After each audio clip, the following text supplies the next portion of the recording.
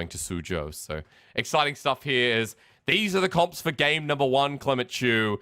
We are looking at a bit of 11.3, aren't we? Level 6, there is a chance for something like Exhaust or Ignite to they're just the ones come ganking, out. though. Yeah, Makuya in a bit of trouble. Flandre has his ult. He's already used it, but Onslaught of Shadows comes in first. Now it's Ragnarok time as Flandre flashes away. The Undertow Axe is on the ground. Try to 1v2. Tarzan set it up, but Scout in to help. Turns out for a better trade. And it turns AD you're going to get is out of Viper.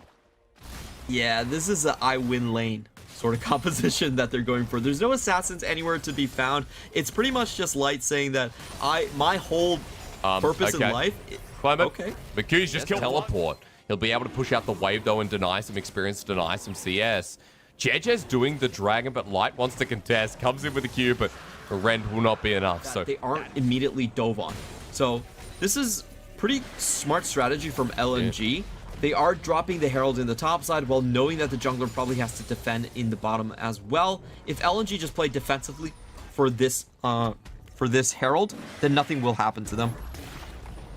Get first turret blood onto the Jason. Now for the bottom lane. EDG actually making the dive. There's the Fate's Call, but down goes Light. He's stuck in the middle of 4 people now. The Scout goes through. That's the dredge line completely whiffing.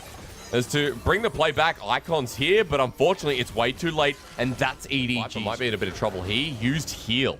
I think that was to help Mako, who also burned the ultimate, and suddenly EDG will have to give up the bottom lane turret, at least some pressure. Compared to 1200 and 1250 on Luden's Tempest and Leandri's Anguish, which is absolutely massive. In the Zoe can't come here, and Makuya might find himself in a bit of trouble. The squad's here, gonna run rampant into him against the wall, knocked up. Makuya sent packing as JJ's ulti saved until he flashes over the wall, sent into Flandre's loving arm.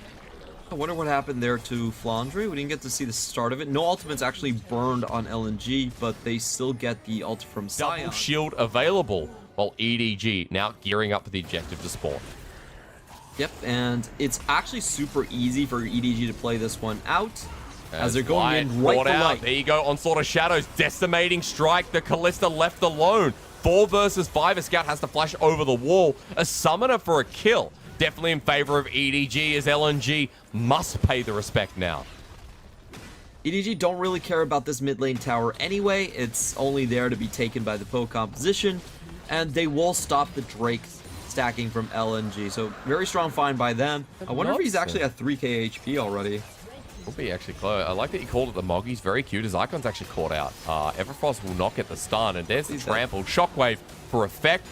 And yeah, this game feels like it could be done, Mr. Chu. I would definitely say so myself. It's just kind of tragic. We will see these sort of drafts a lot of times when top teams face bottom teams. And Tarzan has to get out. You know, Tarzan, his Ragnarok's there, hasn't burnt it. Serex's Gauge now available, shields him up, but EDG just pushing him off so Viper can attack the turret. And you know, meanwhile, in the bottom lane, Flandre's still alive and kicking. And the Warmog's doing quite a lot of work for him. Maybe not, as Makuya's going to solo kill him yet again, but Zombie Scion running after him. Look at this. Sped up. Give him the kill. Scout took it away, but at the end, following a turret, which is good. But LNG going to need more than that, so gold goes on to the Jace, who's almost 3 items. So telling, 25 minutes in, and next Dragon's coming up 30 seconds. There's the Shockwave, Onslaught of Shadows. Onto one target, onto Icon. Meanwhile, Flandre's in the middle taking no damage. JJ the same.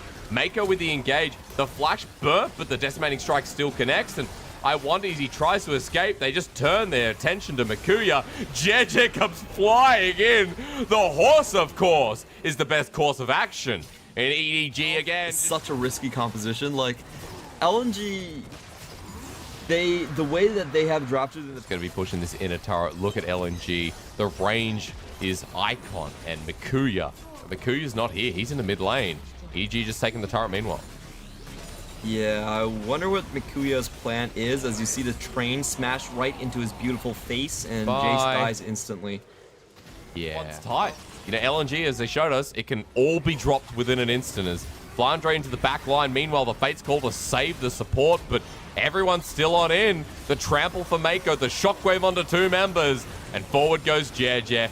Goodbye, LNG. They're already dead. You know the Simpsons meme. really comes to life. On how EDG got here, I felt like they did a couple things really smart. They did not contest the first Drake, and they actually stole away the first item Orianna. And I need to see his AP. This is gonna be juicy. It's 537. So we are in a late game territory for Scout. As 30 minutes rolls around, Mikuya's trying to trade, but look at this. EDG's bottom lane, like, yep, it's broken. And LNG are like, stop, please. Give us something. As there goes Scout the inhibitor. Is already level 17, so that's an 800 damage shockwave at the very least if it lands. You know, there's the Fate's call. Tarzan trying to survive. Teleport coming in to save the minion. Flandre's going to tank up.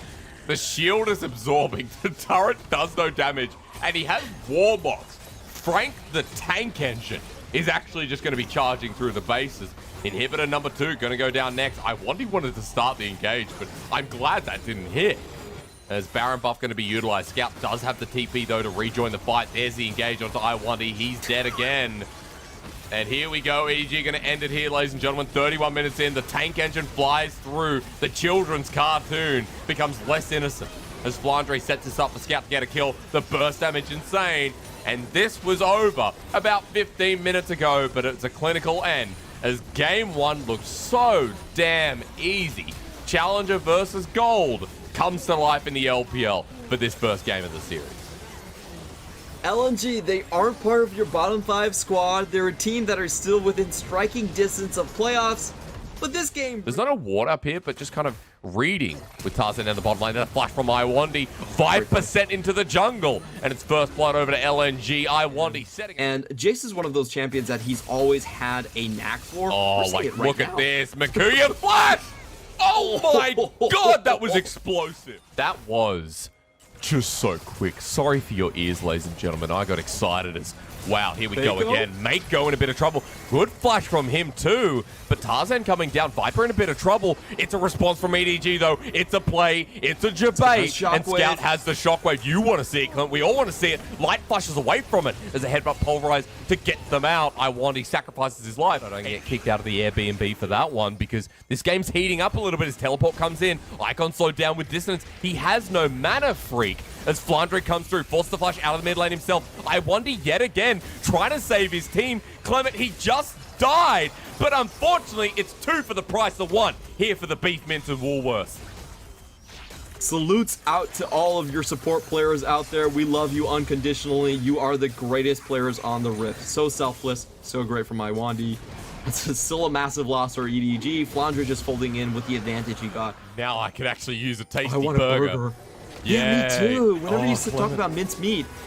We're getting jinxed here, though, because it seems like it's caught out time for JJ as he's into the pit. Flashes over the wall to his team. Somehow they didn't finish the kill. Now EDG turning it around. Remember, Shockwave is up again. And Flandre comes on in for the explosive damage. As that has just... times. And this could be one of those scenarios where... But... if I'm looking at EDG, this is really smart from JJ. He's only coming into the tower to just out-pressure the bottom side as well. We see Light and Iwandi already trying to call resets. That's a free open... spawn. And I feel like at this point, Clement, we should also be mentioning that Flandre is free of his lane. As he pushes up, he's set up for success. As Shockwave brings Icon in, now he's going to pickle Icon's like, please, just make it quick. And JJ. But we come back to the map and look at where EDG are. That's a flash over the wall from Tarzan. Respected by Flandre. In a straight line, he walks his lilting lullaby. The re-engage I1D's here, but JJ wants to slap. And maybe he gets the chance to as Light flies on in. Flandre dies, and there's the shutdown. Over to Light's KaiSser. Scouts joining the play, and now the respect must be made as Mako and Viper as well want to turn this into an all-out engage. 4 versus 4, but Mikuya Tarzan probably angry at his old teammate. And with that Herald, there's a free mid turret as well. And now Viper to the leash. Viper just showing up huge to showcase who the actual, who the better Griffin is. George or Tarzan. And in game number 1 at the very least, we got a bit of George. And game number 2, let's see, because it is vision that we've seen from this team. Is EDG now using that to go deeper and into Light. That flash from Viper goes into the Featherstorm. The team helps him out. Light's gonna die here. That was close. as Viper tries. I'm blushing from that one, Clement. You know, something's going on as EDG trying to use the numbers advantage now towards the Baron at 4,500. The re-engage from Mako doesn't land, but EDG are taking a lot of damage from this Baron. They find Makuya, though, and Flandre using his poke quite well as Icon, trying to be the barrier of entry for this Nah, who's not mega yet. But look at where JJ is. It's a speedy bear who's now got LNG on the wrong side of Summoner's Rift as Iwandi. The first to be picked out, that Shock Blast, doing damage on the backside, and LNG. Oh, no, they don't want to be here. Makuya's still not evolved. He's going to get stunned up. The running is continuing as EDG still keeping them on the bad angle. Low health bar's about to be Shock Blast as the Shockwave comes on in. And EDG, you saw this coming. It's just a great ulti from Icon, but it doesn't matter. The damage is gone, and LNG are sent back to the base. What a 200 IQ play from EDG, swapping positions with LNG. Tarzan had the flash there. He was trying to go for the backside Baron steal, but it was kind of weird to see every LNG member go up the ramp. Like, they were all up on top, and then they realized too late. EDG just pull off of the dragon and say, you know what, you're on the wrong side of the map, you're all just gonna die. So, really interesting way to play that one. I feel like LNG actually could have just ran distraction. Defend against this team that has so much catch potential. As LNG actually the one's catching. Exact position. Yeah, I wonder. Oh man, Shockwave's going to bring him in, and Makuya gets punished as well. He has a Gnar ulti, but he's at half health. That one Viper just solo kills Tarzan. Yeah, I'm on the better team, bitch. Double kill goes down. Sorry for your ears, but Icon sending them apart. EDG trying to prove they're one of the best teams in the LPL. Oh, there's no love lost right there. Viper and Tarzan both saying they have nothing special to say to each other and showcasing just cold heart just dominance coming out from Viper. Like, Tarzan, man, this is just not your game. Viper he's doing much better these days. And I apologize to our audience out there, but I have to say, Viper is really roaming hard on EDG. And if this is my last cast for getting banned, I think it's worth it. And he didn't even get a chance to use it. Now we're going to see a good pick. Killer Instincts falling on. Collector damage with the XP. But it connects, Clement. I mean, Flandre's done the burst. Lights at half. Teleport coming in. Scout roaming in. And look, the gank squad as well. Light's going to get locked down. He cleanses immediately, but the burst is way too much. And Mako picks up his second kill. Shockwave misses the deer. But Bambi, I think, dies in the end of the movie. I've never seen it. As EDG pick up yet another, and Makuya, all he can do is try and push the side lane. No spoilers, no spoilers. We're not going to reveal what actually happened to Bambi in the end.